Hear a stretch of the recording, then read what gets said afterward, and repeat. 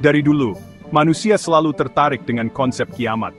Bayangan kejadian dahsyat yang mengakhiri peradaban, atau bahkan seluruh alam semesta, sudah memikat imajinasi kita selama berabad-abad.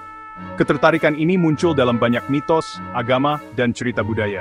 Dari ramalan kuno sampai orang-orang yang bersiap menghadapi kiamat di zaman modern, ide tentang akhir zaman masih berpengaruh kuat pada jiwa manusia. Ada daya tarik tertentu pada ide tentang akhir yang pasti. Konsep perhitungan terakhir, hari penghakiman, atau tombol reset kosmik bisa menakutkan sekaligus anehnya menenangkan. Bagi sebagian orang, ini menawarkan rasa penutup, cara untuk memahami kekacauan dan ketidakpastian hidup. Bagi yang lain, ini berfungsi sebagai pengingat akan rapuhnya keberadaan manusia, dan pentingnya menjalani hidup yang bermakna dalam menghadapi kematian kita sendiri. Sepanjang sejarah, ada banyak ramalan tentang kapan dan bagaimana dunia akan berakhir. Ramalan ini seringkali disertai dengan deskripsi rinci tentang bencana alam, fenomena supernatural, atau campur tangan ilahi. Meskipun detail ramalan ini sangat bervariasi, mereka seringkali memiliki kesamaan berupa peringatan dan nasihat, mendesak orang untuk bertobat atas dosa-dosa mereka dan bersiap untuk penghakiman yang akan datang. Daya tarik ramalan kiamat adalah fenomena yang kompleks dan beragam, berakar pada kombinasi faktor psikologis, budaya, dan agama. Baik didorong oleh rasa takut, ketertarikan, atau keinginan akan makna spiritual, keasikan manusia dengan akhir dunia adalah bukti pencarian abadi kita akan jawaban atas pertanyaan-pertanyaan terbesar dalam hidup. Sejarah penuh dengan contoh ramalan kiamat yang tidak menjadi kenyataan. Mulai dari astrolog kuno yang melihat pertanda buruk di bintang-bintang, hingga pemimpin sekte modern yang mengaku menerima wahyu ilahi, banyak orang telah meramalkan akhir dunia, namun terbukti salah seiring berjalannya waktu. Salah satu contohnya adalah ketakutan Y2K, yang mencengkeram dunia di akhir tahun 1990-an. Menjelang tahun 2000, muncul kekhawatiran bahwa sistem komputer akan rusak karena kesalahan pemrograman yang meluas terkait cara penyimpanan tanggal.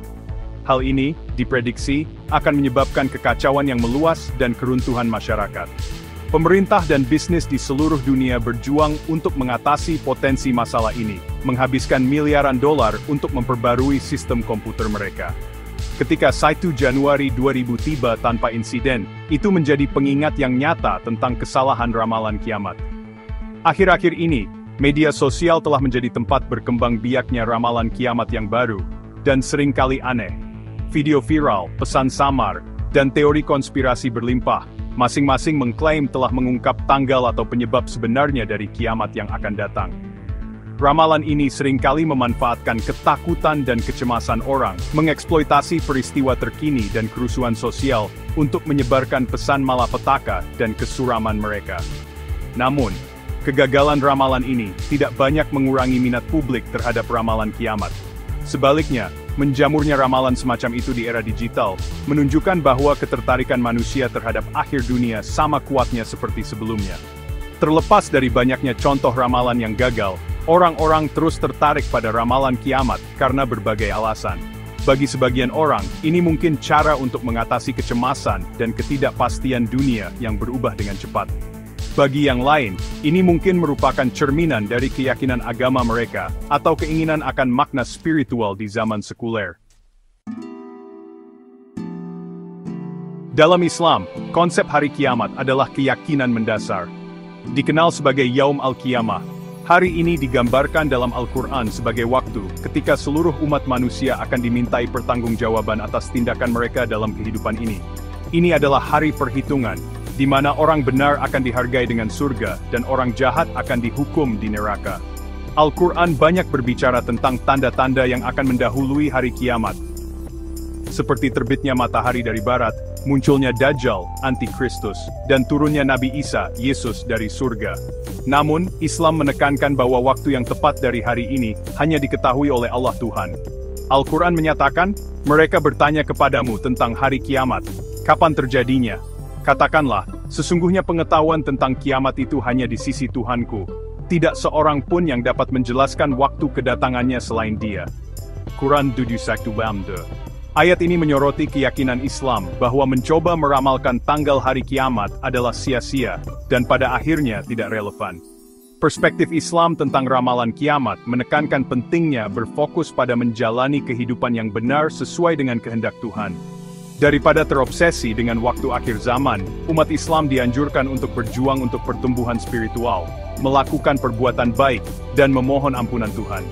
Nabi Muhammad SAW bersabda, "Barang siapa yang beriman kepada Allah dan hari akhir, maka hendaklah ia berkata baik atau diam."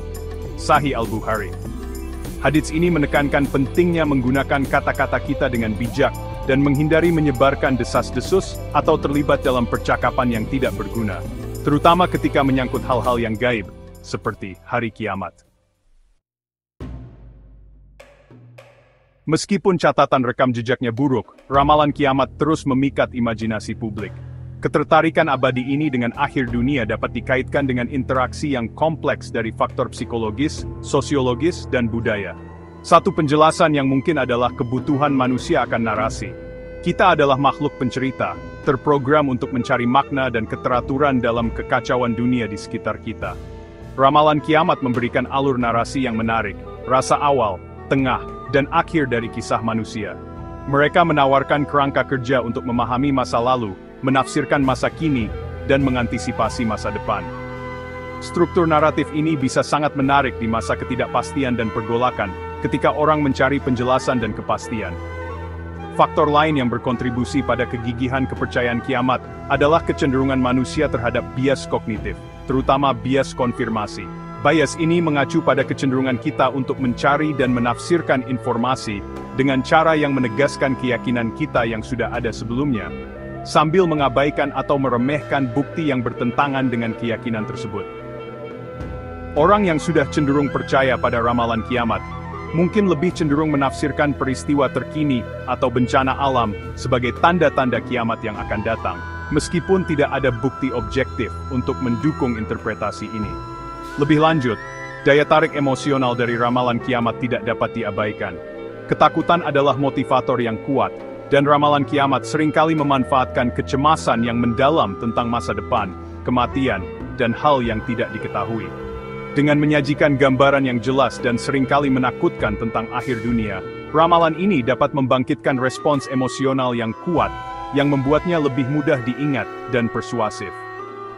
Sebagai kesimpulan, ketertarikan manusia terhadap ramalan kiamat adalah bukti pencarian makna kita yang abadi, kerentanan kita terhadap bias kognitif, dan kerentanan kita terhadap daya tarik emosional. Meskipun alasan spesifik mengapa orang terus mempercayai ramalan ini kompleks dan beragam, satu hal yang pasti, daya pikat kiamat tidak mungkin hilang dalam waktu dekat.